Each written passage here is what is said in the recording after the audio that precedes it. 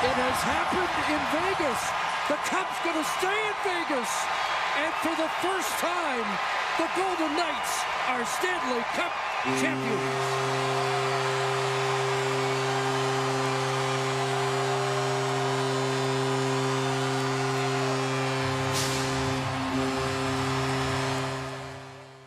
All right, hey, welcome everybody to the fourth installment of the Bread Loves Hockey podcast. You might notice that we've got a little bit of a different layout today. Well, that's because we've got our first in-person guest. He's not very far away, luckily, so we're able to have our friend Matt Gifford join us today. Matt, welcome to the show. Thank you. Hey, how's it going? Glad to be here. So you'll also notice we're both wearing Vegas today. Gifford's got his Mark Stone. I figured probably don't double up on the gold just in case. So rocking the Reverse Retro 2.0 today. We're both Vegas fans, even though we're both not from Vegas, which we'll get into that a little bit. But Matt, why don't you talk a little bit about your hockey journey and I guess how we met too. It's not really related to hockey, but a little bit about why you're here today. Yep. So I think we met a little bit before some of the other guests that I've seen on. So we met in high school. We were just talking about the fact that I don't think we had any classes together, but we were in the same friend circle at the time, and that was long before I was involved in Vegas hockey or any hockey for that matter. But as far as like my hockey journey started, probably even like in elementary school and middle school, I was going with my parents occasionally to like a Union hockey game or a Riverettes game. Yep. So that's probably where my exposure began. So not really pro hockey, specifically college hockey. And I got used to going every year to like the RPI Union games. That's a big rivalry if you're not aware. And so it was always fun to go to the live games. See everything in person, but I never really had that extra interest in following the sport or picking out a team or doing anything like that until about what would that be, like sophomore or freshman year of college, when Vegas moved in, or was that junior year, I guess.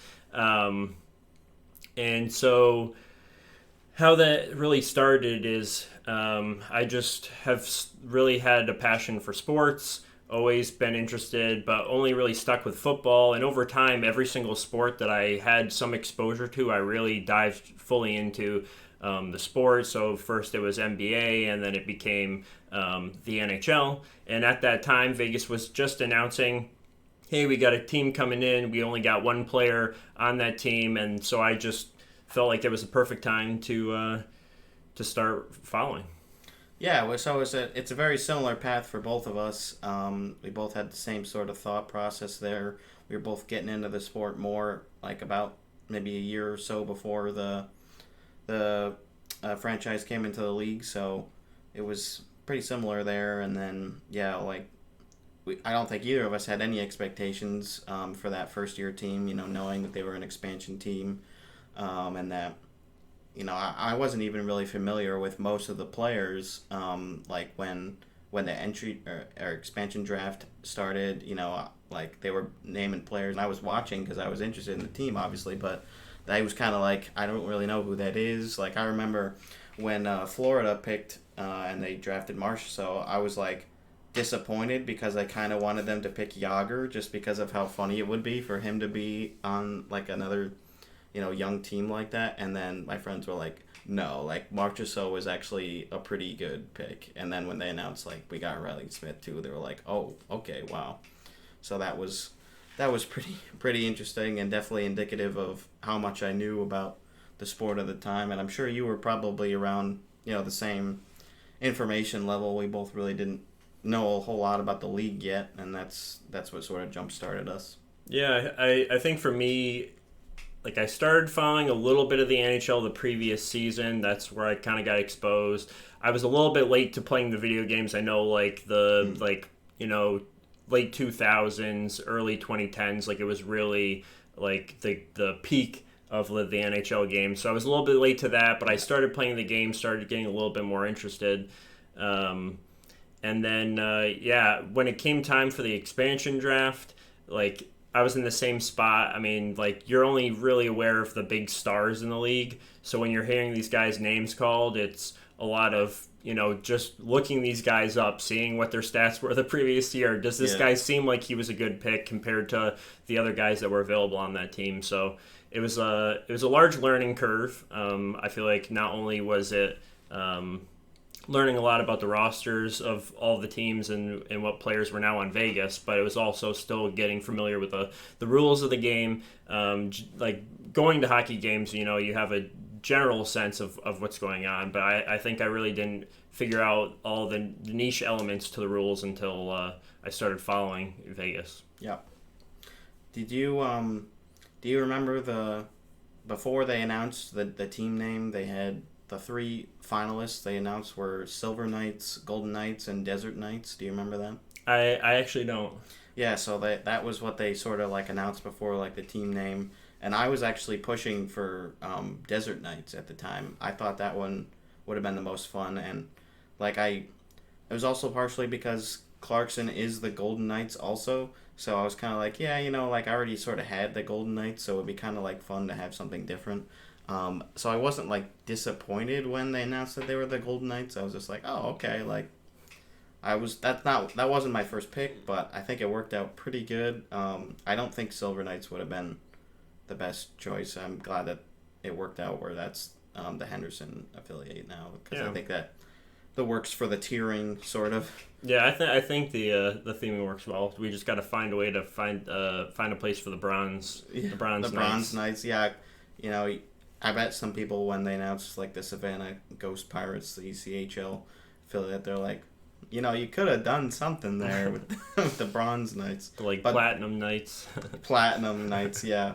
But I think their branding and stuff is actually really cool, and they're actually going to be doing a Savannah Golden Pirates or something like that night this year. It's not. I don't think it's Golden Pirates. It was something like that. Like they're calling it like something similar, and they're going to wear specialty jerseys, so that's pretty cool. I kind of would like to get a Savannah jersey because they're pretty slick looking, but I don't really know where to buy those. I would like to get a Henderson one too, because I think the Henderson logo is actually really slick, and the silver complementing the gray actually looks really good. Agreed. So, Gifford's got a couple jerseys, not nearly to the same level that I have them, but you do have a few. Yeah, I have a home Carlson jersey. I have the gold alternate stone jersey, and then I have a reverse retro from this past season, the black one you have in the back. With Logan Thompson, or the one you're wearing. Same player, yeah. We both we were deciding what players we were gonna get, and we were waiting for the Hockey Authentic drop so that way we could get the customizations, and we were both like, I think I want to go with Thompson. He's he was projected to be the guy in net for a long time, and I still think he's there. I don't think just because Hill was the one who won the cup mostly. Brossoit had those games too, but I don't think it necessarily means that it's Aiden Hill's net. I think it's still open for discussion, and I just saw today that they were together in Alberta with the cup. They were bringing it to some children's hospitals, and they were bringing it to some local hockey rinks. So it's cool that they're still doing stuff together, sort of sharing their day with the cup, I guess. I don't think they're each getting their own. Maybe they are, but it seemed like they were splitting it. Yeah, definitely. Yeah, I always, whenever I'm choosing a jersey, I feel like I always like to have an active player, a player that I think is going to be on the team for a decent while. You definitely want to have those opportunities to rep the jersey with them playing on the ice when you're at the game.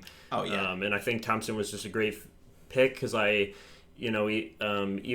a year or two ago, I was very confident that he was going to be stepping in for Marc-Andre Fleury in net for Vegas, and that hopefully he would have a long stay and maybe one day become his own like face of the franchise. Yeah, and he actually also he played for the Adirondack Thunder, who are very close to here. So it'd be kind of cool to get a Thunder jersey with him on it. I haven't actually been to any of the Thunder games. I probably should try to get to one this season. Yeah, that's also my plan. Yeah, it's cool. It's cool that we have a team like that so close to us. Yeah, that's something that I always talk to, like even a lot of people that I went to school with. It's just like, even though we're not necessarily known as like a big hockey area, we do have a lot of decent hockey to watch, especially with some of the teams like RPI and Union. That's Division I hockey. Especially players like Union's put a handful of players into league. Shane Gostisbehere is probably the prime example of somebody who played for Union. But yeah, it's definitely, it's not like a hotbed, but you can always watch good hockey here, and that's really good in comparison to like my school experience. I know that you going to Clarkson got to see a lot of D1 hockey, whereas going to a D3 school, I was watching my team get beat every single night, like 6-0, 7-1. And I probably would not have been at any of those games if it hadn't been for working stats for the school at the time, just because the hockey, we didn't even have a hockey arena on campus. So we had to travel to a local hockey arena in order for them to play their games. So again, probably didn't really help gain interest in hockey, just because you're seeing a team not play too well. But probably in the background, I was getting more and more interested. It's definitely cool to see like a homegrown sort of player, or like at Clarkson. Like, I was very happy to see Nico Sturm get the opportunities that he got in the NHL, and he still has. I remember when he went to play some games for the Wild towards the end of the season. I think it was the 18-19 season. He went over there, like he was still attending school, but he went to go play some games late in the season. They weren't gonna make the playoffs that year, and so he went and played, and it was really cool. And then so we watched some games, and then like we saw him on campus like a couple of days like after he played. We're like, oh my god, like we just walked past like a guy that just played in an NHL game. Like, how freaking cool is that? And then so I've been sort of following his career. He was traded to the Avalanche the year that they won the Cup, so that I have an Avalanche jersey back there that is customized with him and the cup patch from that year. So that was really cool. And now he actually had a really good season last year with San Jose. So it's just cool to have a personal connection like that. Yeah. Yeah, the only player I can think of recent history that I've seen play at a college level who I know is in the pro, or at least made it to a pro team, never actually played a pro game as far as I'm aware, is Spencer Fu, who actually signed with Vegas. Yeah, he did. And what was he on one of their AHL? Was he a Silver Knight? I can't remember. Yeah, I think he played a couple Silver Knight games. And he played a couple games, and it was just like the day that he signed a contract, I was like, wow, I've actually seen that guy play, because when he plays at Union, every time he scores or he like touches the ice, everyone yells "Foo!" So it was just kind of like one of those crowd, like engagement things. Crowd favorite. Yep. Yeah, and Sheldon Rempel, who actually played one game for Vegas last year, and he spent some time in the AHL too, I believe. He was a fun player to watch at Clarkson. I remember watching him, and he was a bit on the smaller side, but he was very fast, and he was always calling for the puck, like especially on the power play. He'd be sitting there, he'd be whacking the ice with his stick, like, come on. And it's like, yeah, just give it to Sheldon. He'll do something with it. So it's cool to see that. See those players that you've watched throughout their development, because you don't always get that like human side of the players with the NHL players. We've talked about that a little bit on some of the other podcast episodes, but it's just cool to get that other side and see them grow up more. Yep. So that's about that. Yeah, I feel like, and I think the interesting thing is, I think Vegas is one of those teams where, for the longest time, we didn't really know a lot about the players outside of hockey. Because I know that, especially listening to some of the Vegas podcasts or some of the beat writers talking about how locked down Vegas is when it comes to social media and not liking players to post and be focused on things outside of hockey. So every time we've had one of those opportunities to see even just like, hey, the guys are going out and they're dressing up for Halloween and they're having a party, or, Marc-Andre Fleury doing some charity work, or the most recent being the victory parade for the Stanley Cup, and seeing Will Carlson come out of his shell for the first time. He's finally living up to the Wild Bill name. Yep. Which was always sarcastic or ironic sort of name, I guess. He's always so mild mannered and stuff. So it was pretty cool to see that. Definitely super funny. We can get into a little bit the season last year. Obviously, we were very excited to see our team win the championship. Sorry for anybody who despises Vegas, but maybe your team will win next year. Probably not, but you never know. Hopefully, you're not a Vancouver fan or Arizona or somebody like that. But it was super fun, and I've always sort of felt that I was never going to see my team win. You were fortunate enough to see the Giants win a couple of Super Bowls. You're a Giants fan, so you've hit on 2 so far, and now it's I guess NBA probably, but I don't know. It seems like they've got a little bit to go. The Thunder got a little bit to go, but I think they'll get it done. But I mean, even with already having 2 championships with the Giants and now this with Vegas, it's like every single one I savor it like it's my last, because you never know. You never know. And when people were saying to me, you bought a lot of Stanley Cup merch. Yeah. I said, well, maybe Vegas never even makes it to the final again in my lifetime. We don't know. And I've seen, fan bases that for years have just been trying to get into the playoffs or just trying to make a serious playoff push. So I think I'm so lucky to see, Vegas win, but also to have 3 championships in my lifetime amongst teams. And then obviously the Giants have a couple others, but, definitely thankful for that. Yeah, it's definitely one of those things where the cups and championships in general just are not spread out equally. I mean, look at Chicago over the last decade, Pittsburgh as well, LA with a couple. So it's like, it doesn't really work out like that as much as they try to balance out the teams with the way that the draft functions and the lottery, and I think the flat cap definitely recently has contributed to that a bit too, where it evens things out a little bit, where you can weaponize your cap space a little bit to get better. So even so, it doesn't equate to, okay, here's congratulations Carolina, going into this season you're going to be the champions. It's like you never really know. So yeah, I also bought my fair share of merchandise. I bought a couple t-shirts, bought a hoodie, or actually it was a sweater. I got the Martinez jersey you see up there with the cup patch, because I do get the cup winner jersey every year. I've started doing that. I started in 2021, so we'll see who I get next year. But we're obviously rooting for a repeat. We'll see.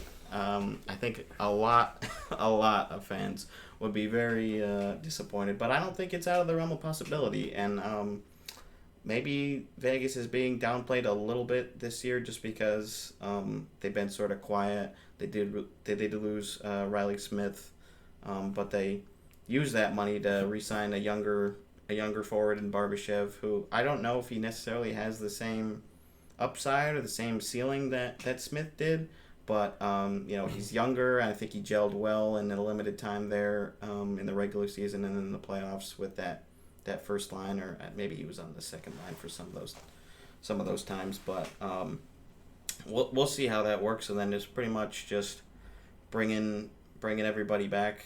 Well, not everybody. You lost Bluger. You lost Kessel's not going to be coming back, I'm pretty sure. I guess we haven't got confirmation of that yet, but likely there's really no room. They've got like 800,000 with Leonard on LTIR. We'll see. We'll see what happens with that. Yeah, and especially with Kessel as a healthy scratch in the playoffs. Yeah, unless injuries come up, yeah, it's unlikely. Yeah, and I think probably at this stage, and especially now that there's not that pressure to win the cup anymore, I think there's definitely going to be more of a emphasis on getting some of the prospects in rather than signing more veteran players with league experience. Try to get some of our prospects going. We'll see if some guys like Brisson make the roster this year, or if Cotter gets a bigger role.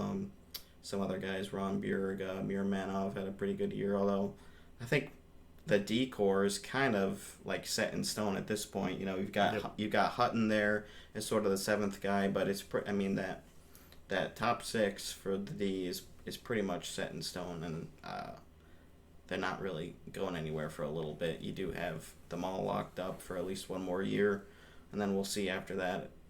I'd imagine Martinez probably doesn't stick around after his contract expires. He's getting up there. He doesn't really have anything else to prove with 3 cups, so maybe that's when we'll start to see some of the defensive prospects start to come into the mold. Yeah, I think going into this offseason, we weren't expecting a big Vegas splash like they seem to always do at some point. But I think it's good that they were able to bring back as much of the team as they were able to, because you look at teams like Colorado, previously, you're losing a lot of pieces. And it's just tough to keep a team not only that's competitive, but a team that's up to Stanley Cup, caliber. So I think it was good that we had very little changes in the offseason. I'm curious at your thoughts, because I've come to expect as a Vegas fan that there's going to be guys that you love that are leaving the team, because that's just become the standard now. Especially with Vegas, yeah. Yeah. So, I wasn't surprised. Like, I was surprised, but not really surprised that Riley Smith was gone, because, no one is untouchable on this team.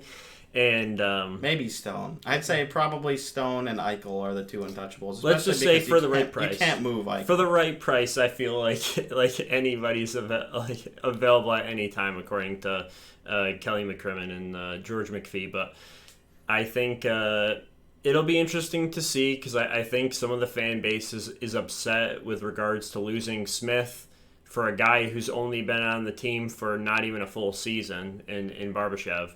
And I think there's definitely benefits and there's drawbacks.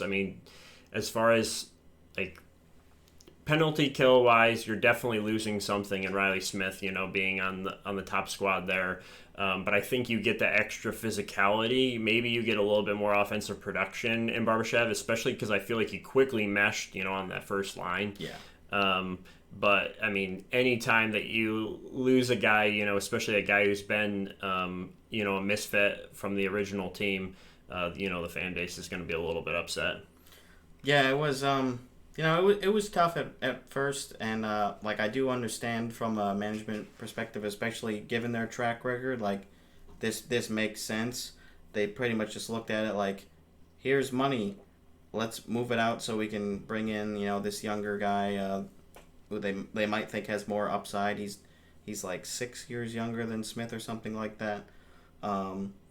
So I get it there. I do think, you might start to lose a little bit of offense there. I think Riley Smith had like 30 goals last year, and he had some really crucial goals. I was watching through the NHL did all those every regular season video or goals videos, so I was watching that one for Vegas, and I was like, wow, yeah, Riley Smith definitely contributed quite a bit. So it was, it'll be tough to fill those shoes, but I think it makes sense, and I think the last couple of off seasons also his name was in rumors for a target for moving out money. So it's not like the writing wasn't sort of on the wall already, but Yeah, tough to see another original misfit go. We're down to 5, 6 if you count White Cloud, who played like one regular season game. He didn't play at all in that playoff run the first year.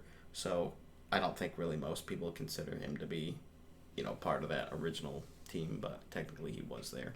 So eventually, as tough as it is to say, they're gonna all be gone eventually. I think probably Marchessault is the last holdout. Maybe Theodore because he's younger. He's the youngest of the original ones left. So yeah, I feel like we've had threats of most of the guys leaving. Like you mentioned, I think Smith was on the chopping block last year when they were in cap hole and they were looking for some relief, and $5 million from Riley Smith seemed like a easy option because he didn't have the greatest of years last year. But again, you can also put that on all the injuries and that he doesn't really have a lot of guys working around him every night that he can build off of. And then Carlson, he was in a similar spot where his production declined. Even off the puck, I feel like he wasn't playing up to the level that he could play. And they were also talking, maybe Carlson's a way that you can cut to, to have some cap space. And, then they go out and they, sign him to a large deal. What is that, like? I think it's like 6 years, something like that. So he's... yeah, let's take a look. He's going to be locked up for a little while. Yeah, I think he's signed to the 25-26 season, it looks like. Or 26-27, so... Yeah, I'm definitely glad that they stuck with him, because... especially in that playoff run, like, you could see, like, how valuable he was to the team, on the ice especially. He just super solid defensively. He still can... produce offensively, not obviously at that 43 or 42 goal pace that he had the first year, where he was third in the league in scoring. He won't be returning to that, and I don't think anybody expects that of him at this stage. But he still had a super solid year. He's the identity of the team, I think. Maybe Marchessault a little bit more, but yeah, those two guys are pretty much inseparable. And Smith, it felt like for a long time was gonna be part of that group. So we'll see who's the next to go. I don't know if it works like that every year, but they'll have some cap space next year. They've got a couple guys coming off the books, and we'll see if they have another successful run, maybe not necessarily a cup, but if they still feel like they can compete for more, they'll continue to ice a competitive roster. Yep.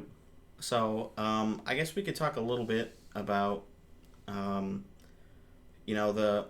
because this year there were only those 6 teams from the original squad that ended up winning the cup. So I think a lot of naysayers after the success that Vegas had. And yes, this will be a pro Vegas discussion. I'm sorry. If you can't tell. Yeah, I'm sorry if you feel that way. I think I'll try to be as level-headed as I can, I guess. But I do think some folks were feeling like after the success they had the first year that they were gifted a good team. But you have to look at a lot of the management moves that they made as far as taking out players that didn't really seem like it made a lot of sense. They moved on from Neal and they moved on from Perron, and they let Schmidt walk, or they traded him, which a lot of people were upset with at the time, which I actually think was a great move in hindsight.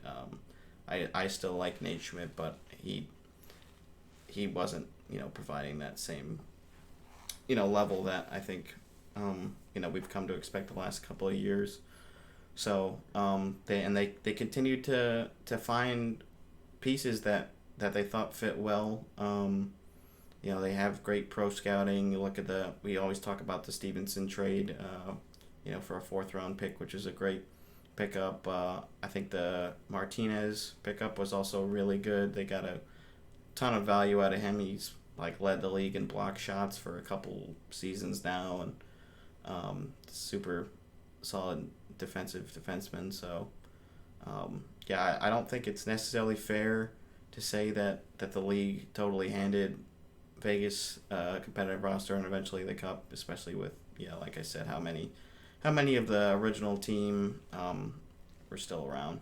Yeah, I think the expansion draft is definitely an opportunity to succeed, but I don't think it's a guarantee by any means.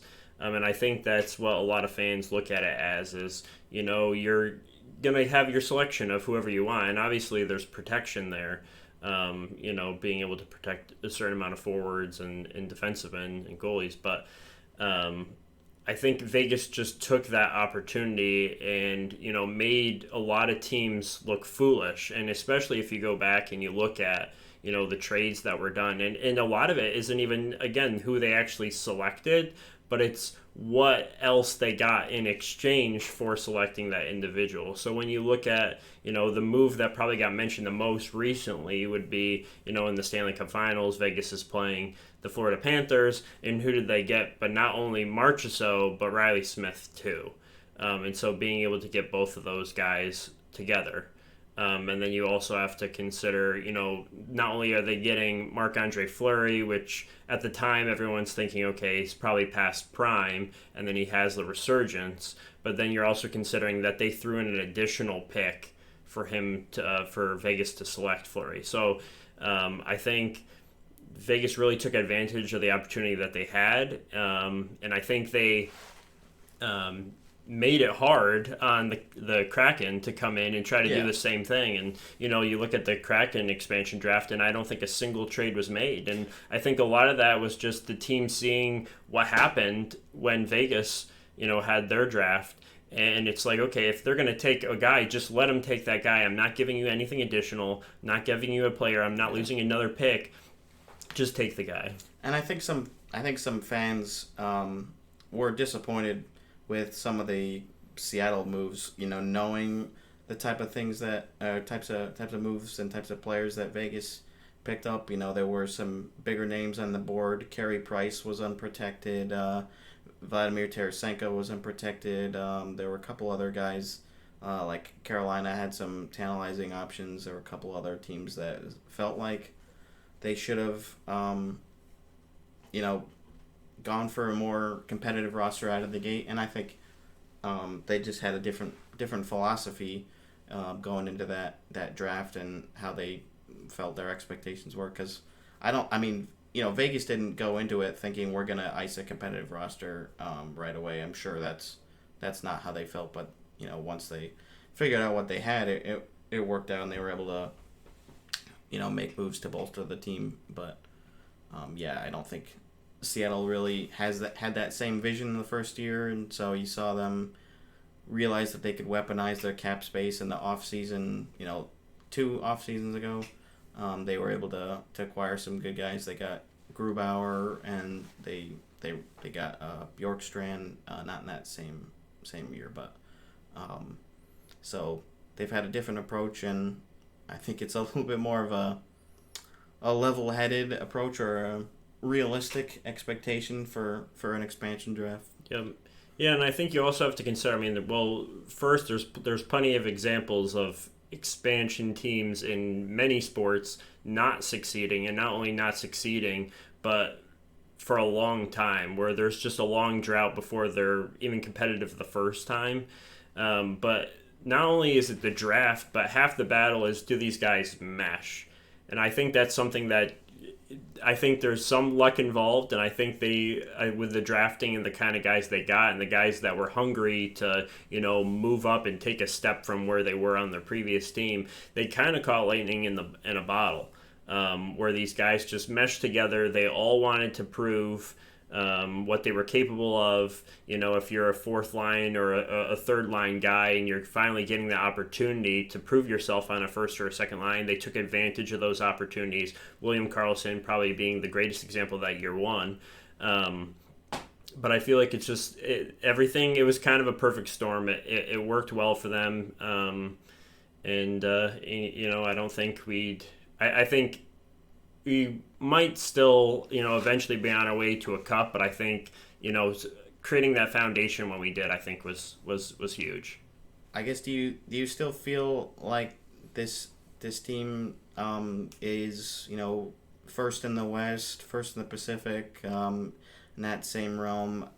We haven't seen like a ton of difference makers come in for the West this year in the offseason. It seems like the East keeps getting better, and Colorado's made a couple of moves. You've seen Edmonton make some signings as well, but it's definitely been more quiet on the Western front. Yeah, I do think Vegas still has a good chance at winning that division, and I don't think it's bias as much as I feel like it is the reality that I think the Pacific is still a fairly weak division. I think a lot of these teams are still growing, and they're still trying to get more competitive, and they're still kind of in build mode. With Vegas bringing back everyone pretty much from the Cup team, I think it's really down to, can we stay healthy? Can the team stay healthy? And I think we've seen two sides of it the last two seasons. Yeah.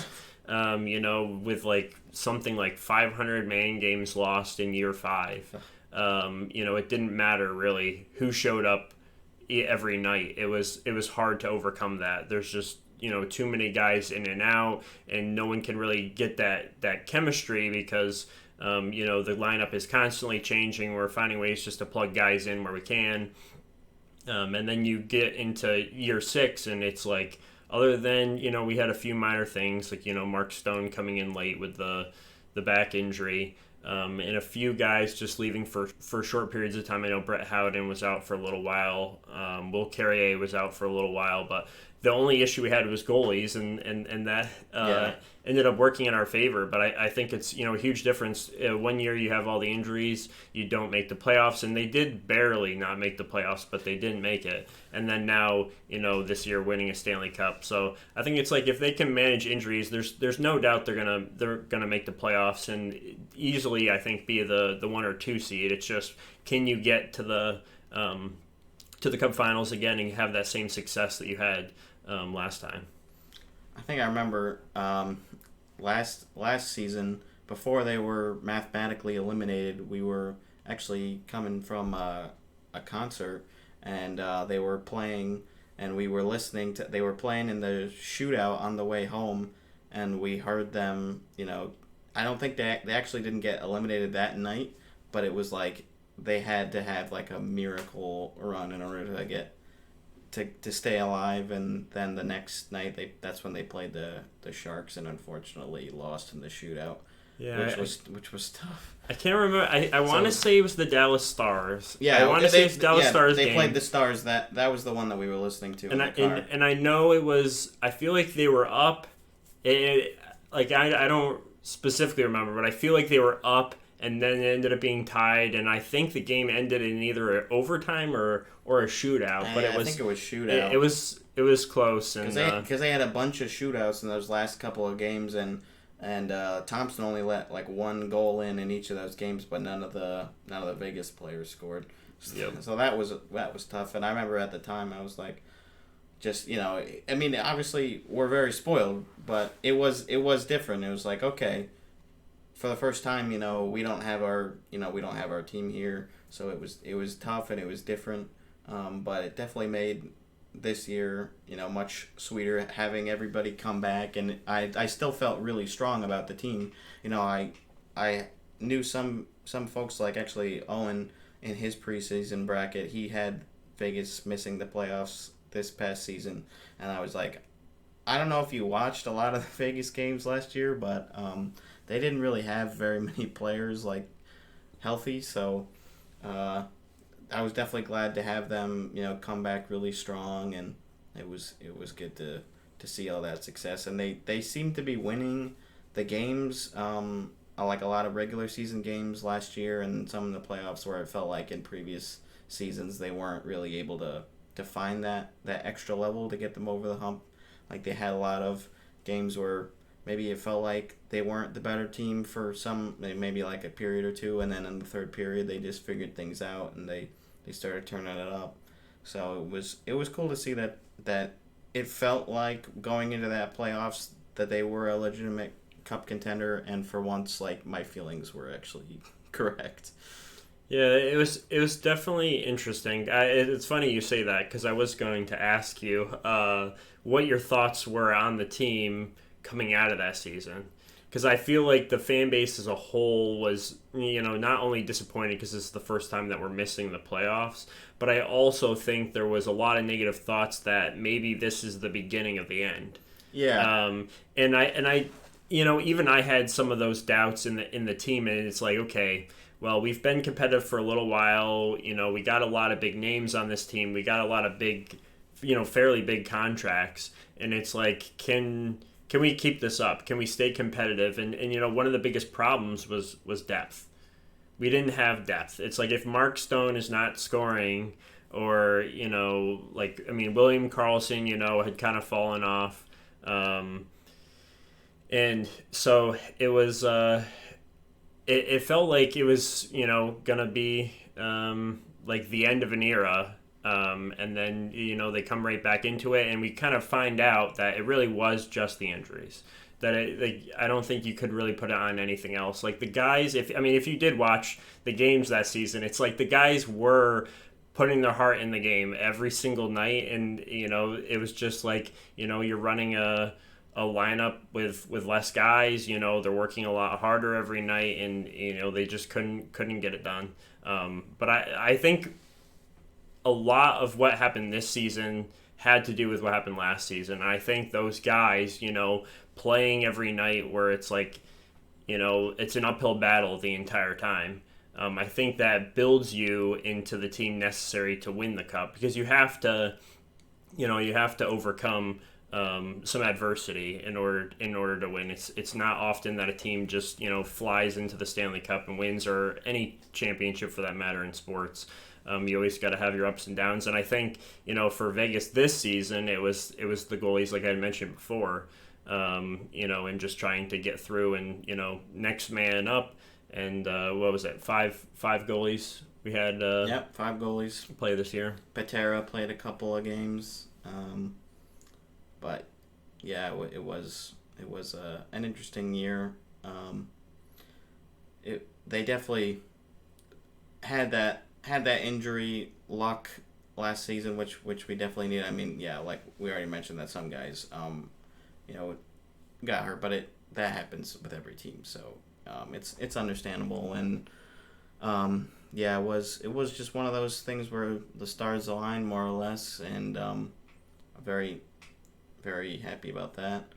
I feel like I was gonna say something else, but I was gonna say I'm kind of curious what your thoughts were this season when it comes to the playoffs, because I know, again, if you've been following Vegas hockey, you know that Vegas has always been competitive, but when it comes to, like, especially in years 3 and 4, making the Western Conference Finals, and Vegas looks like a powerhouse, and then all of a sudden they can't score. The goalie looks unstoppable. It's like a brick wall in net against them every single night.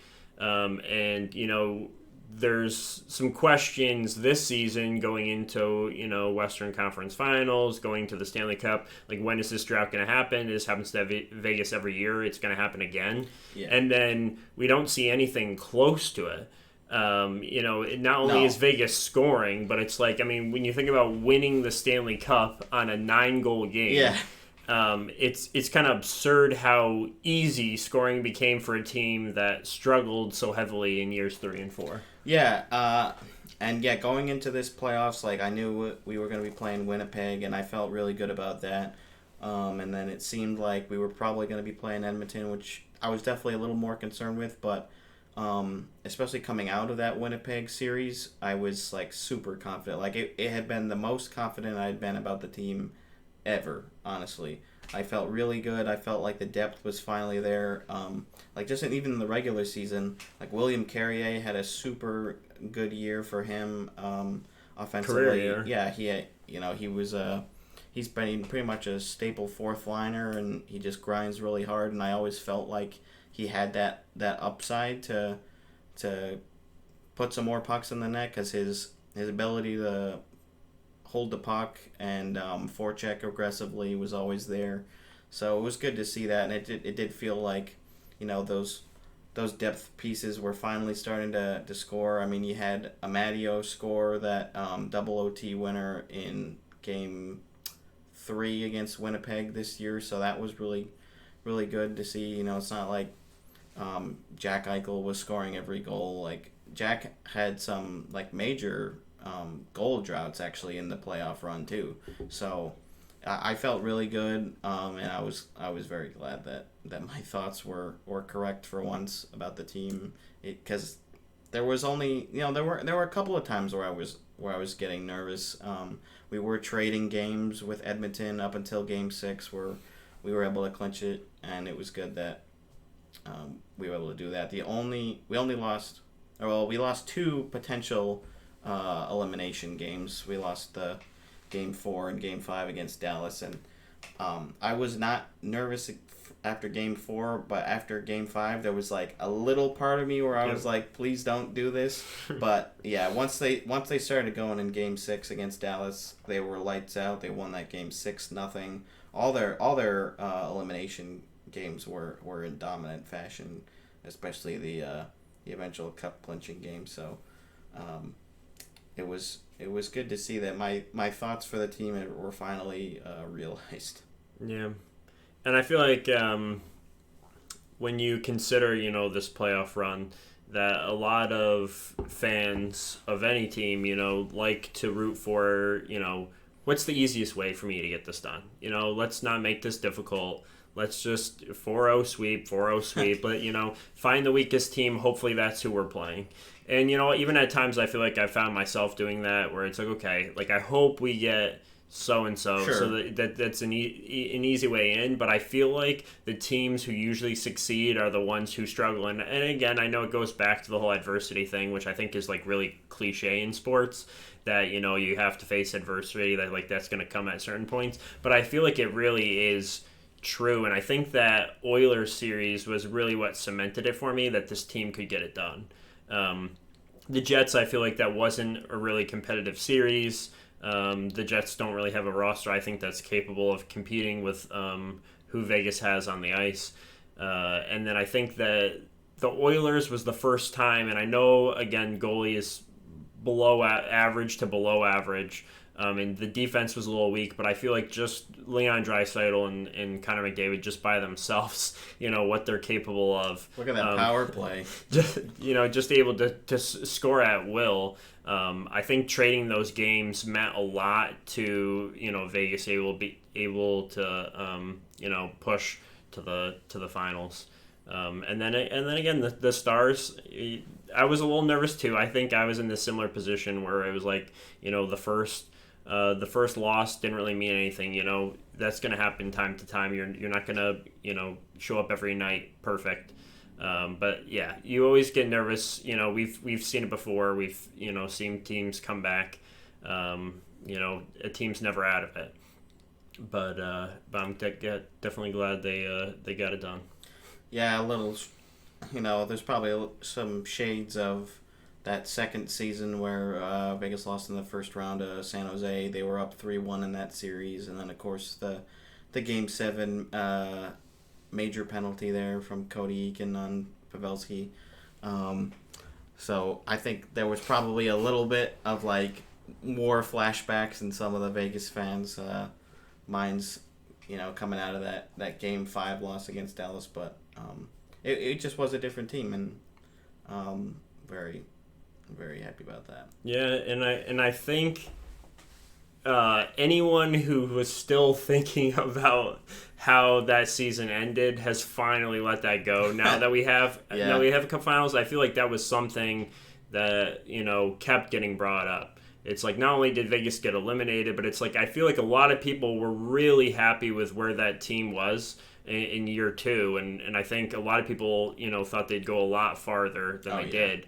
You know, and to have that cut so short and in the circumstances that it happened in, you know, probably the lowest point, I guess, as a Knights fan. I mean, I guess season 5 is somewhat comparable in the fact that you don't make the playoffs, but it didn't hurt as much because I feel like we were kind of expecting that to happen. Like the expectations were much different, and going like I remember after that Game 7 loss against San Jose, like, I went to bed, like, so furious. Like, Bree was like, I don't want to talk to him. Like, I couldn't believe I even was able to fall asleep that night. But Yeah. I will say that I don't think it was completely, like, the fault of that penalty that caused us to lose that series. Like, we definitely should have won Game 6. I felt like that game they should have won, and then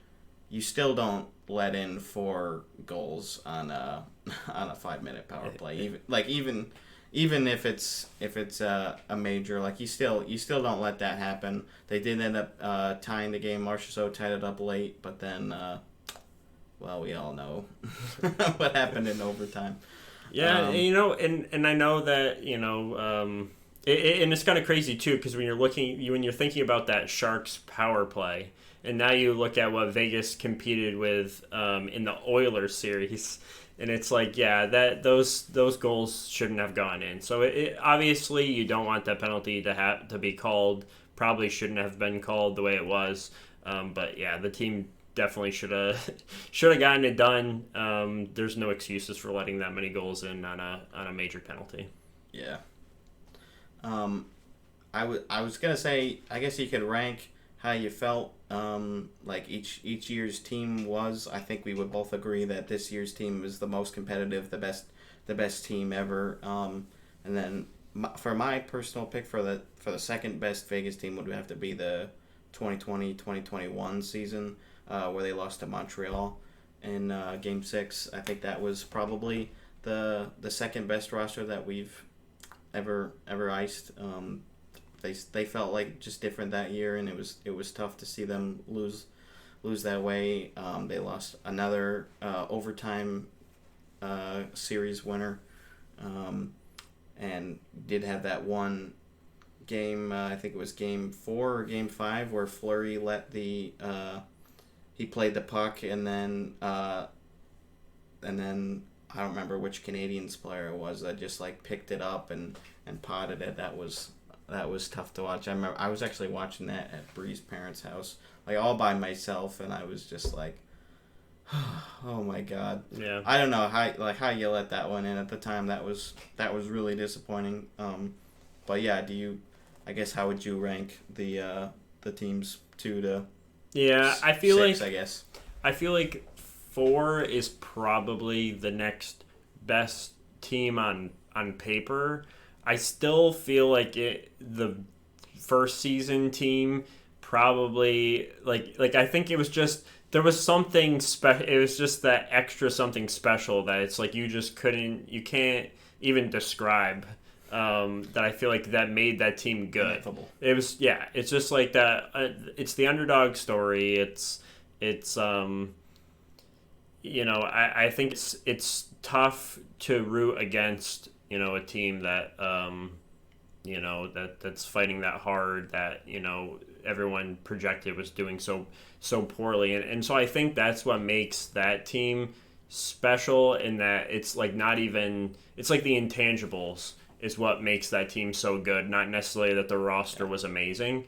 And most of the league still liked us at that point too, which which was, I'm sure, like, once we got to the final, I bet there were some teams, especially fans of, like, Buffalo or Vancouver, or just teams that have not seen their team ever win, or some teams that never made it to the final, like Winnipeg or Columbus, that were like, oh my god, like, are we really gonna see these guys win it in their first year? So I'm sure a lot of fans were relieved when they didn't win. But yeah, that was a special roster. I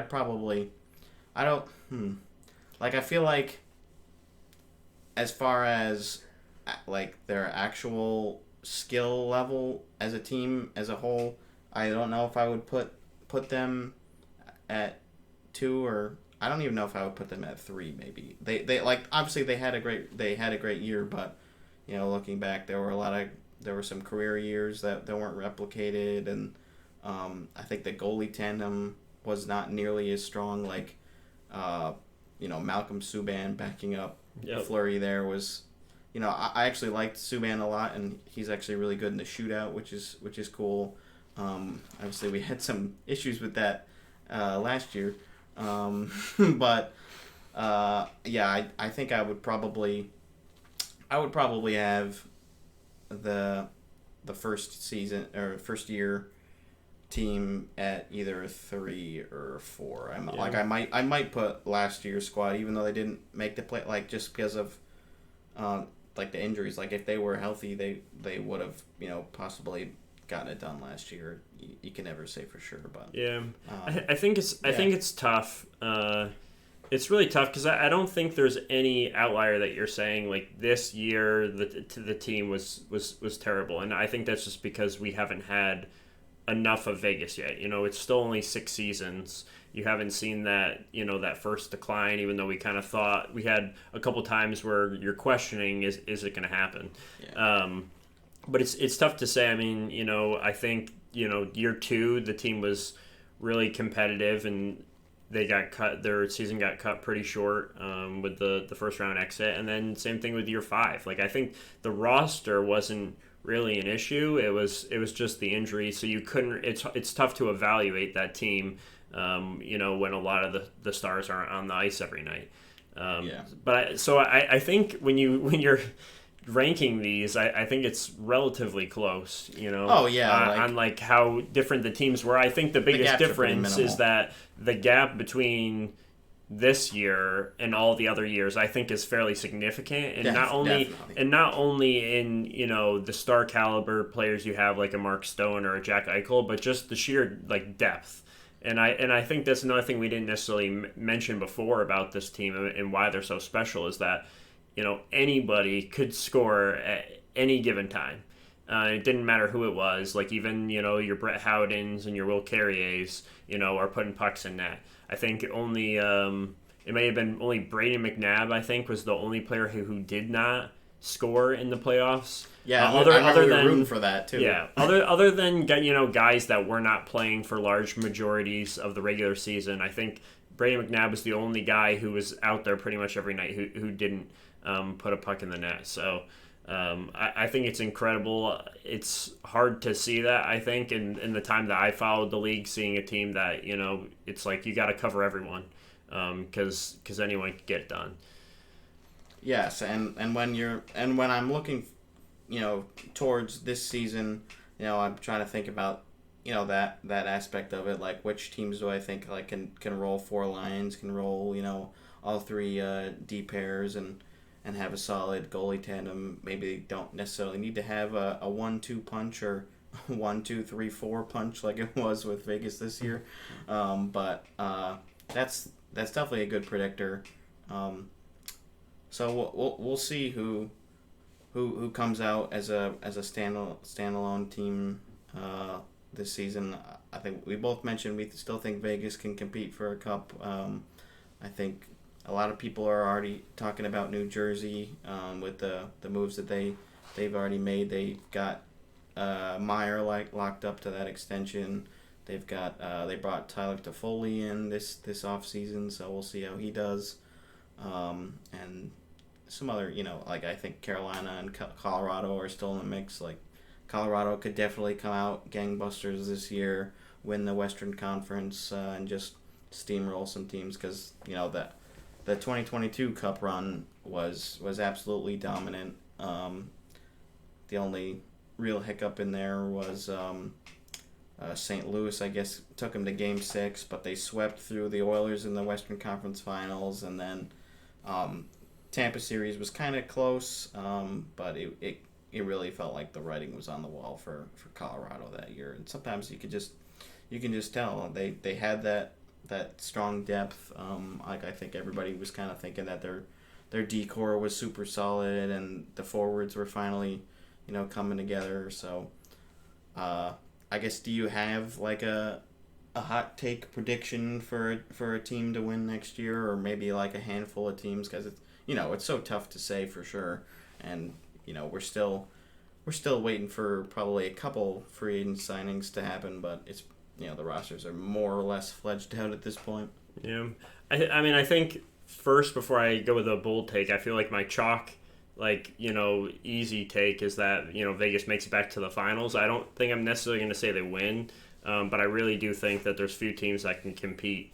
With the roster that Vegas has. As far as a hot take, I think the Boston Bruins are going to surprise people this year, because I think when you look at last year and how crazy that season was, historical season with number of wins, and then everything goes poorly for them in the playoffs. Then we have Bergeron, retiring, and now there's question marks as to if this team can be competitive, questions of even if, is playoffs a possibility, or even if they make the playoffs, they're not going to go that far. I think it's going to be one of those strange things where this team, fulfills what they need to do the following season. So the expectation was they were going to win this past season.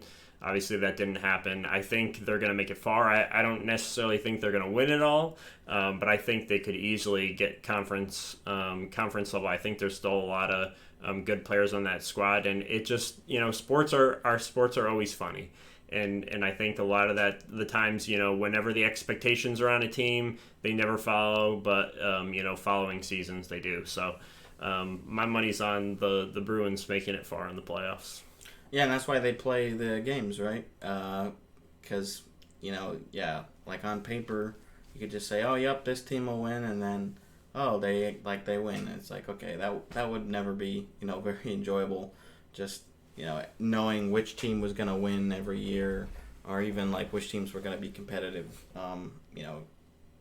I think New Jersey was a surprise for a lot of people last year. I've said before, I really wish that I had ended up picking them on my playoff prediction or preseason bracket, because I was really close to picking them, and then I ended up not going with them. But I could definitely see Boston having a good year, especially with how much Jim Montgomery got out of the players last year.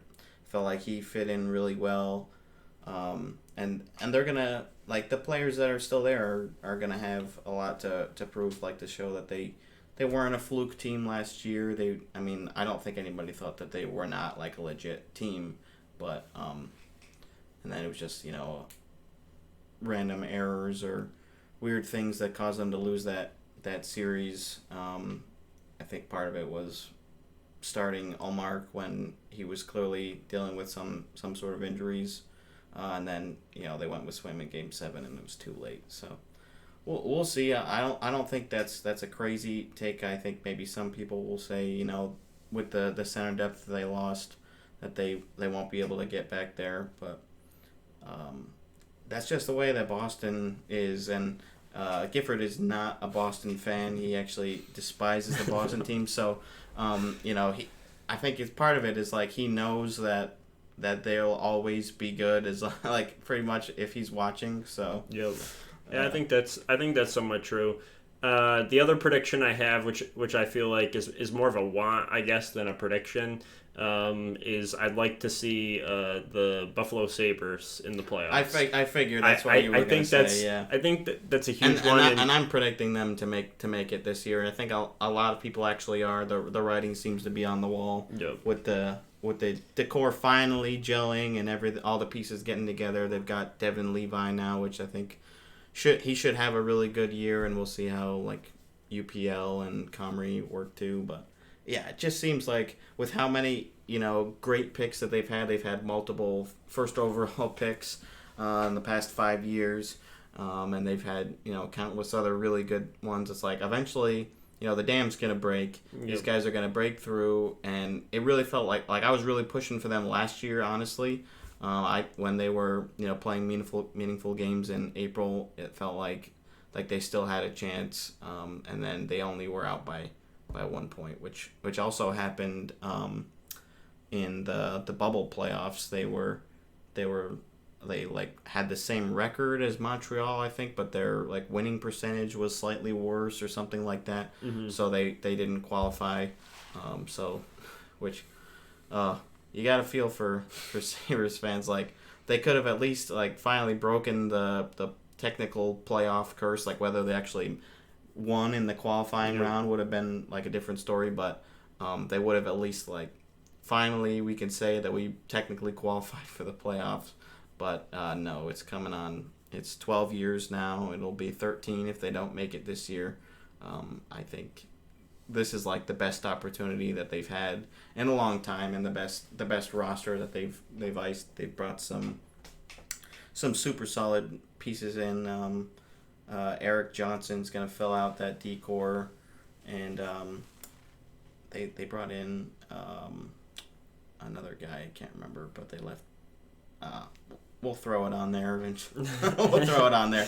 And I think it's again, I think that's one of those sports stories, that you always hear about is, long playoff drought, or, this team hasn't won in how long.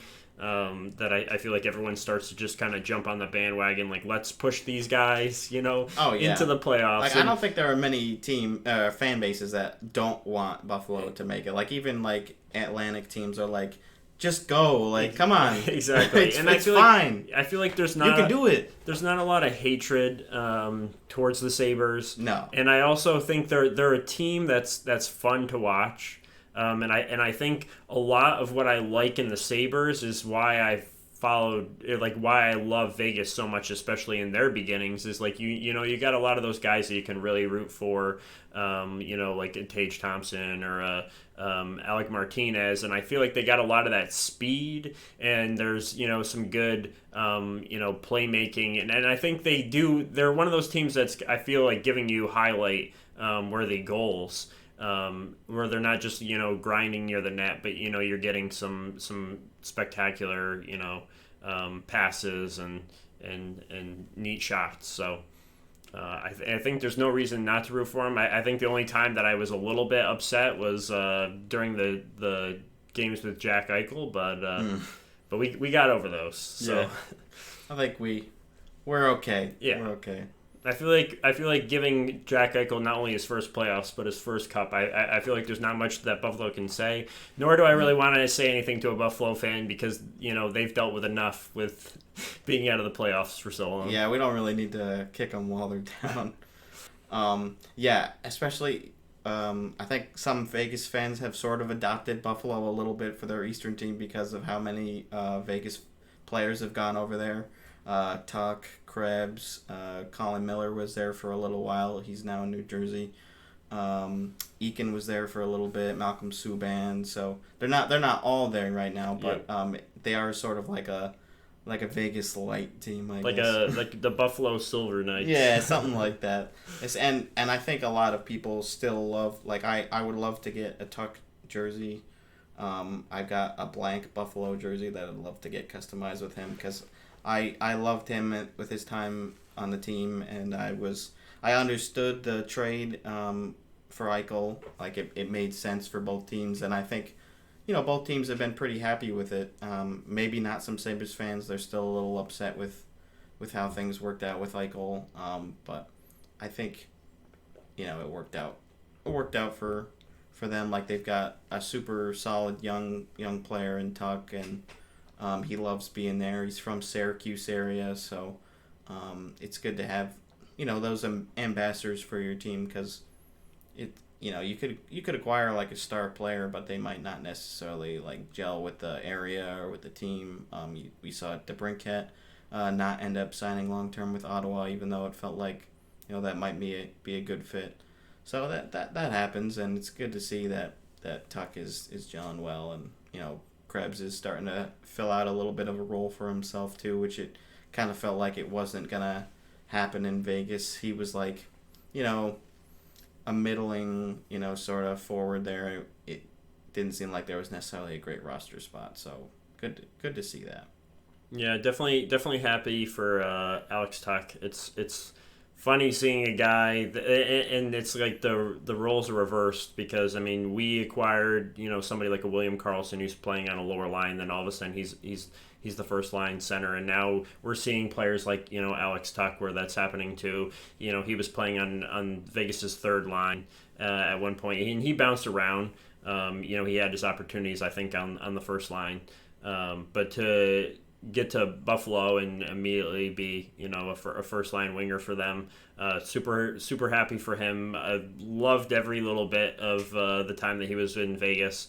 He's one of the kind of guys I always like to root for. I'm always into the speedsters, the guys that are always quick on the skates. And so I feel like he, in a lot of ways, was like Carlson, with the speed and the ability just to get down ice and, race for one of those breakaways or, just putting the puck or putting the, getting a stick in the way of the puck. And, so hopefully they do well. I'm looking forward to it. It'd be great to see, not only the Sabres hopefully make the playoffs, but see if they can, surprise some people and maybe win either a couple games or their first series.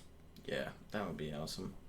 Do you find yourself sort of like following, some like ex-Vegas players' careers a little bit? Like I always feel like I do that a little bit just because, I'm pretty much familiar with every player that's been like on Vegas. I actually have a list on my phone of every player who's ever played for Vegas and their numbers and stuff. So I always kind of feel like I follow them a little bit more because it's those are the plays that you watch a lot. I do try to watch more than I don't watch just Vegas games. Like I'll watch other games that I feel like are interesting, or even if I just don't have anything else going on, I'm like, oh yeah, like here's a game, like I'll usually throw it on. So but you do find yourself gravitating towards the players that you watch more. Yeah, I think so, and I think Tuck is probably one of those guys for me. I mean, unfortunately, the guy that I liked from day one is still on the roster, and William Karlsson. But, yeah. I know James Neal, different story for you. Guys bounced around everywhere since being in Vegas. But I feel 1 year or two. Yeah, but I think Alex Tuck is probably the closest I have to that. I don't think I'm like watching any of those guys like on a regular basis who used to compete, but I have like some guys that you just develop that connection to while they're on the team. Like I think we both agree that Colin Miller was one of those guys, even though again I feel like he wasn't on the team. Wasn't on the team for all that long. Yeah, he was just the first year there, and then he went to Buffalo. But yeah, and he was there for a little while. He went to Dallas last year, and now he's in New Jersey. But yeah, I do like following along with those guys. Do you have would you say Tuck is probably like your favorite ex Vegas player that's like no longer on the team? Yeah, I'd say so. I think so because I feel like he just fits the mold for the kind of guy that I like tend to root for. One of the other things that you brought up that I thought was interesting was that I think builds up my story of getting interested in hockey too and getting more and more involved in the league every year and keeping track of it is I think the first year when I started watching I was just watching Vegas games and only Vegas games and I think progressively first it became starting year one, I was watching, some of the games, and then obviously I was watching everything in the playoffs, and then year after year, it was like I was watching more and more, and I think, I want to say it was like year 3 or probably year 4, I watched every game of the regular season. Like, I don't think I missed a second of Vegas hockey, but I feel like it was like at that same time that I was watching nonstop Vegas hockey, I was also starting to get interested in the rest of the league.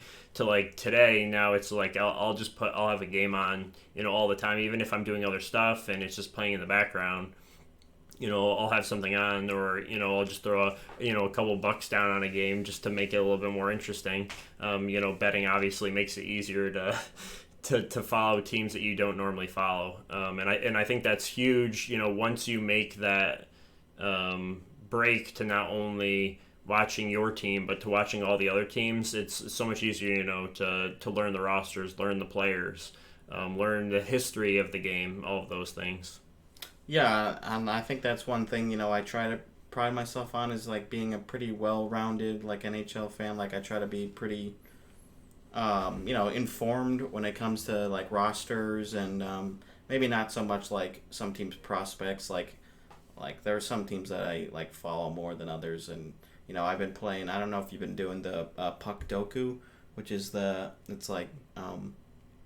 it's a daily game where you have like a 3x3 grid, and you try to match up like a player that's played on two different teams, or if they play on one team and then like they had like another stat, like they played on a team and they were a 50 goal scorer or something like that. So I found that there are some teams that I definitely know better than others. Like I found like, okay, if there's like a Detroit player or like a Philly player or maybe some other teams that like, especially if they haven't been in the playoffs recently, like I find like, because that's how you also get more familiar. Like you're pretty much watching like most of the first round games.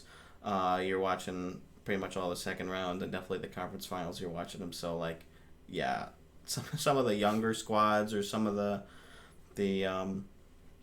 teams that just haven't been as successful lately, I find like my knowledge is a little lacking, and I don't have that historical knowledge that some other fans do. Like I haven't been watching since like I was a little kid, so I don't know like a whole bunch of players that are no longer in the league, so that doesn't help me either. But I'm trying to get better at that, and I have learned a lot about like I know most of the teams, like when they won their first championship. I don't know all of them, but I try to like sort of quiz myself a little bit sometimes, just to see if I can get that knowledge, do that with first overall picks too. But there's a lot, there's a lot of history. And I feel like the one of the biggest things is just time too. The longer you're in it, obviously the easier it becomes. And sometimes you're watching a game, a team that you're not as familiar with, like you were mentioning, and I always like to know everything about a sport. Like every sport that I've gotten into, I've really dived in and learned about the players or the athletes, whatever it may be, and some of the history and whatever. But you gotta step back for a second and realize, well, I'm a Vegas fan, and I came in when Vegas joined the league, so I've really only been really into it for 6 years, maybe like 6.5 if I count the time that I was watching the previous season. But it's like, if I put that in comparison to other sports that I followed, like football, where I've pretty much followed it for as long as I can remember, it's you gotta take a step back and realize that it's like, okay, well, I still have a lot of time to pick this up. Yeah, and it's not like we're getting old or anything. Like we've got like quite a bit of time to continue to watch the sport, and learn more about the past and about the future. We'll see how future prospects and things work out. Definitely excited to watch Bedard this season, even though he's on Chicago, which is one of my least favorite teams, and I was really pissed that he went to Chicago instead of I really wanted Columbus to win the draft lottery. I've talked about it before, but Bree and I went on a road trip, and we did a Pittsburgh-Columbus trip, and we really enjoyed our time in Columbus. Bree ended up getting a hoodie or a sweater that she's got, and she's kind of like adopted them as like her second team behind Vegas. So I was really pushing for them, especially because they're one of the youngest teams in the league, and they just haven't had any success really at all. They've won one playoff series, and that was only a couple of years ago. Yep. It was 2018-2019 season. It was a really good win. A really good win. But they haven't had a ton of star players, and the ones that they've had have left. Panarin did not stick around very long. They've had a couple other guys come through, that's changing lately, which is really good for them. Obviously Johnny Gaudreau signing there when it didn't, seem like he was going to be, even considering Columbus. A lot of people were surprised, and it was cool to see that he said that he wanted to go there, and that it was a good market and things. They've got Line A now too, and we'll see how Fantilli does. I think he's really heavily touted, and he was also somebody who said that he really wanted to go to Columbus. Like if he had to pick before the draft, he said that he would pick Columbus, which was really cool. And then can't remember the other guy they picked. I think it was Gavin something. It was his teammate or his friend, and they were able to both get drafted. So it'll be cool watching them. Because I always, like I've said, I always have a soft spot for some of the smaller market teams. Yep. I'm rooting for Arizona a little bit too. I honestly think that they have like the potential to have a really good year. I don't think they're quite there in the playoff push, unfortunately. I think they're maybe like another year out. But like just looking at some of the roster moves that they've made this offseason, they just signed Matt Dumba to a 1-year deal. They picked up Kerfoot and Bukestad, and Logan Cooley's going to be coming in. Really excited to see how he plays. So I think they could be like a dark horse candidate to at least like be playing some meaningful games in February or March, but they probably aren't gonna have enough to push out some other teams fighting like Minnesota, Nashville, and probably Winnipeg in there too. Maybe St. Louis gets a little bit better this year, although kind of doesn't seem like that's the case. Yeah, it'll be good. I'm hoping, like you said, some of these smaller market teams get in. We've seen the Avalanche, and we've seen the Lightning for how long, and even Vegas. So it's nice every once in a while when you get some of the cycle, and it's good like teams like the Devils, getting competitive. They're fairly young. And especially like when we're local, it was funny that you said Columbus, because I mean that's one of the places I'd like to watch a game. But it makes it that much more like I'm that much more willing now to go to New Jersey and watch a game, or go to Columbus as they're getting good. And actually those are two I think that are fairly high on my list, just because not only proximity to where we are, but I think they're both would be neat places to watch a game.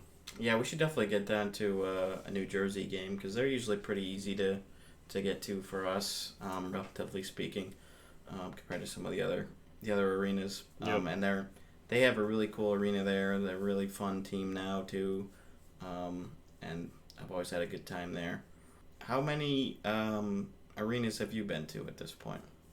So I've only been to 3. I've been to 4 NHL games. Year 2, I saw that was my first NHL game. That was also my first Vegas game. All 4 games have been with Vegas. That was Boston Bruins versus Vegas. It was fairly close. I feel like it was a little unfortunate because I never got to see Marc-Andre Fleury play in a Vegas uniform. That game, Subban was in net, and not only was Subban in net, but that was also the game that Subban just came out to get a wild puck that was creating down ice. He misses it. It goes off of the boards, and then there's a wide open net for I don't know which player, but probably Bergeron or somebody to just skate up and just push the puck into the empty net, which didn't help, but it was still fun to go to TD Garden and see my first game. And then that got me hooked a little bit to watching them live. So I've been to now in the last couple of years after COVID. Those couple of years where it was tough, if possible, not possible to see a game. That I've been to see the Islanders twice at UBS. Once this past season, once the previous season, and then this season I also saw my first game in my first time in Madison Square Garden. So seeing them play the Rangers. I haven't had too much luck with Vegas games. I'm 1-2-1. But I'll tell you, the one win that I did see was totally worth it. That was that was in UBS against the Islanders. It was the first time I had seen overtime hockey, which Vegas did not fare well in overtime. I feel like that was at the end of their Eastern road trip, East Coast road trip, so they were really tired, and they had played really well up to that point. I feel like that road trip they were doing really good. I think they maybe dropped one game in the 5 or so that they played, and so by the time the overtime comes around, they're pretty exhausted, they're pretty tired, and the Islanders are dominating, but it made it all the way to the shootout. And then I got to see the stereotypical shots that each of our guys likes to make. The Nicholas Waugh motorcycle kick, which he actually scored. But it was neat to see that shootout, and not only a shootout, but a shootout win. Yeah. So that was cool. But then the next time, this past time at UBS, not so much luck for Vegas fans. The Islanders put one away in overtime. And that was you went to that road trip where you saw him play in Madison Square Garden and the UBS, and they lost both of those games, right? That's correct. Yeah. So back-to-back nights, we were in the city and then out on the island, and not great, but at the end of the day, we still had fun. Like it's neat to see like MSG. What a great venue that is. So it's just cool to walk around, and I haven't had too much of a chance to go out and explore a lot of arenas yet, but it's on my list. I know it's obviously on your list to go see NHL arenas, but further down the line, I'll definitely like to see go out west and see a lot more NHL arenas, NFL arena or stadiums, whatever it is, just anything sports. I'm down. So yeah.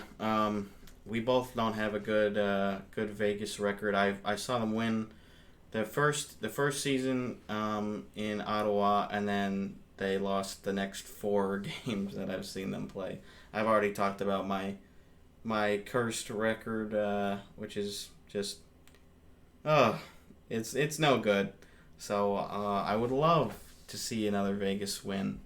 I don't know when the next time. I'll probably try to see them maybe this season, and then probably do a new arena or two. We'll see what that looks like. I would like to see Ovi play before he retires, so we've only got maybe 3 or 4 seasons. Who knows? Maybe only a couple. We'll see. He's getting older, so it might be like if the roster isn't really competitive by the time he passes Gretzky, which it seems like the writing's on the wall for that. I think not this season, but probably in 2.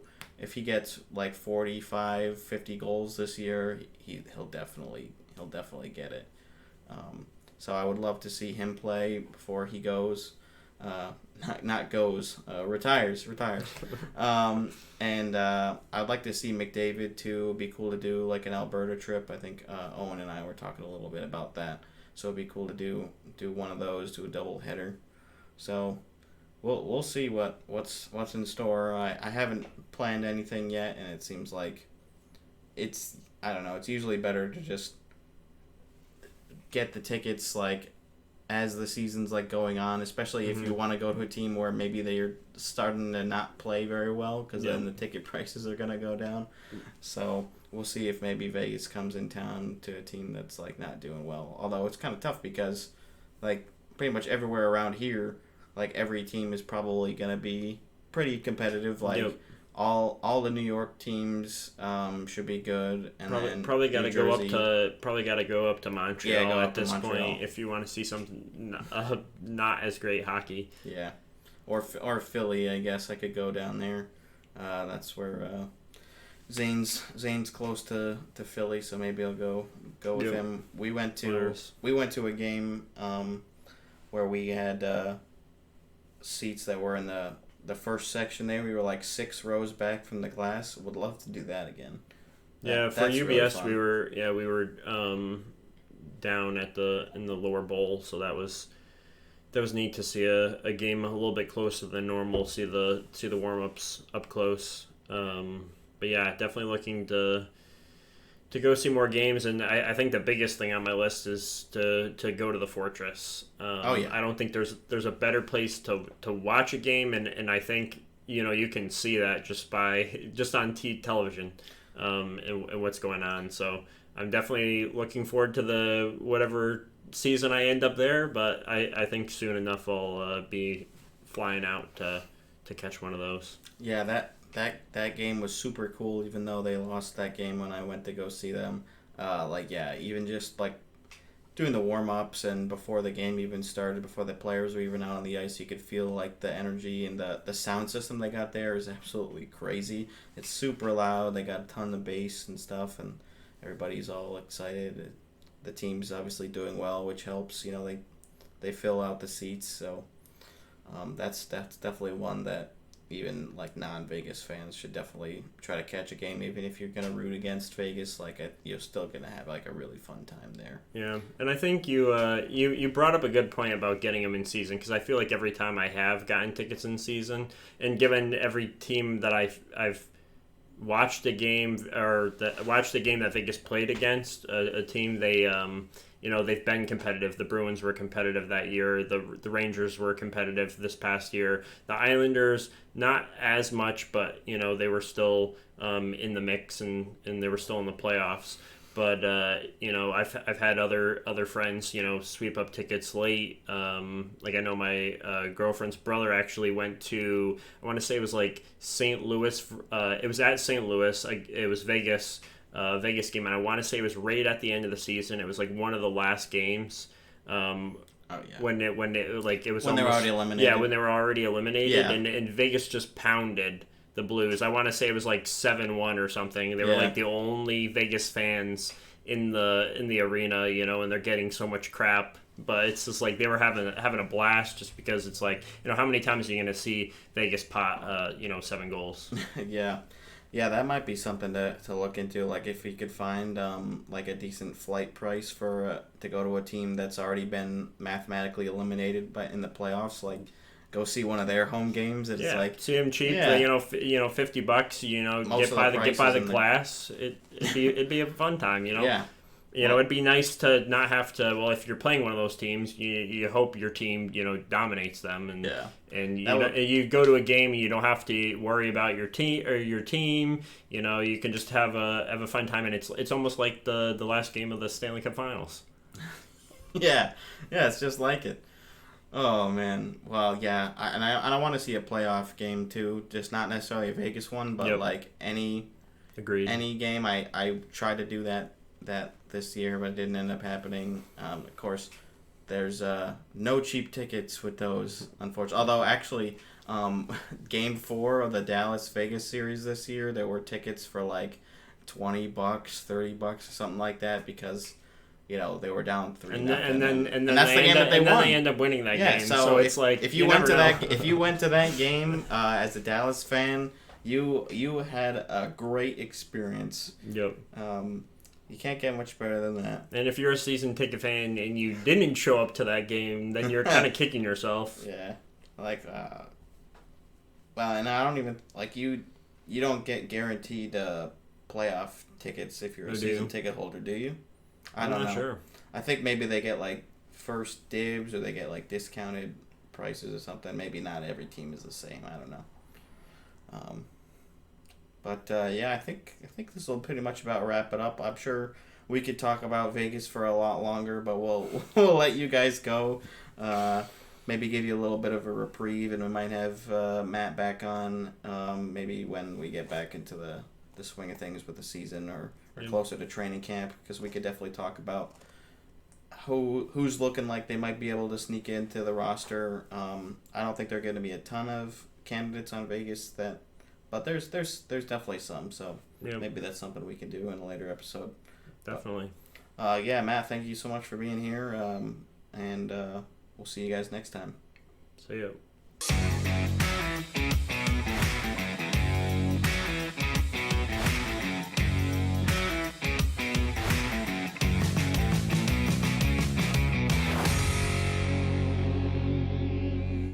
You gotta lean in every time. No, you don't have to lean in.